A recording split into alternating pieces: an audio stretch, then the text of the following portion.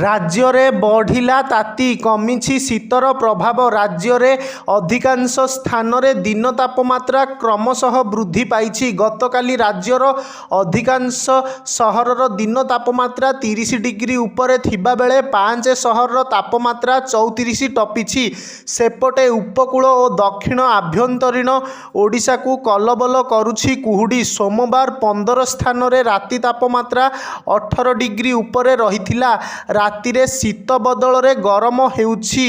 ପୁରୀରେ ରାତି ତାପମାତ୍ରା ସବୁଠୁ ଅଧିକ 22.5 ଡିଗ୍ରୀ ରେକର୍ଡ ହୋଇଛି। ଆସନ୍ତା 4ରୁ 5 ଦିନ ଯାଏଁ ରାଜ୍ୟର ତାପମାତ୍ରାରେ କୌଣସି ପରିବର୍ତ୍ତନ ସମ୍ଭାବନା ନାହିଁ ବୋଲି ପାଣିପାଗ ବିଭାଗ ପୂର୍ବାନୁମାନ କରିଛି। 7 ତାରିଖରେ ଉପକୂଳ ଓ ଦକ୍ଷିଣ ଓଡ଼ିଶାର କିଛି ସ୍ଥାନରେ ଘନ କୁହୁଡ଼ି ଦୃଶ୍ୟମାନ ହେବ ବୋଲି ପାଣିପାଗ ବିଭାଗ ସତର୍କ କରାଇଛି।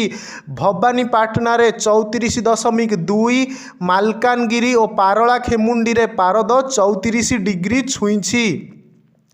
ବାଲେଶ୍ୱର, ପାରାଦୀପ, ଗୋପାଳପୁର, ପୁରୀ, କୋରାପୁଟ, ଦାରିଙ୍ଗିବାଡ଼ି, ଛତ୍ରପୁର, ଦେବଗଡ଼, ରାଉରକେଲାକୁ ଛାଡ଼ି ରାଜ୍ୟର ଅନ୍ୟ ସବୁ ସ୍ଥାନରେ ପାରଦ 30 ଡିଗ୍ରୀ ଉପରେ ରହିଥିଲା। ଅନ୍ୟପଟେ ଘନ କୁହୁଡ଼ି ନେଇ ଆଲର୍ଟ କରିଛି ପାଣିପାଗ କେନ୍ଦ୍ର। ବିଶେଷ କରି ବାଲେଶ୍ୱର, ଭଦ୍ରକ, ଯାଜପୁର, କେନ୍ଦ୍ରାପଡ଼ା, କଟକ, ଜଗତସିଂହପୁର, ନୟାଗଡ଼, କନ୍ଧମାଳ, କଳାହାଣ୍ଡି, ପୁରୀ, ଖୋର୍ଦ୍ଧା, ଗଞ୍ଜାମ, ଗଜପତି ଓ କୋରାପୁଟ ଜିଲ୍ଲାରେ ଘନ କୁହୁଡ଼ି ଦେଖାଦେବ। ଗତକାଲି ଟ୍ୱିନ୍ ସିଟିରେ ଘନ କୁହୁଡ଼ି ଦେଖାଦେଇଥିଲା। କଟକ ଓ ଭୁବନେଶ୍ୱରରେ ଘନ କୁହୁଡ଼ି ଲାଗି ରହିବା କାରଣରୁ ଯାତାୟାତରେ ବାଧାପ୍ରାପ୍ତ ହୋଇଥିଲା।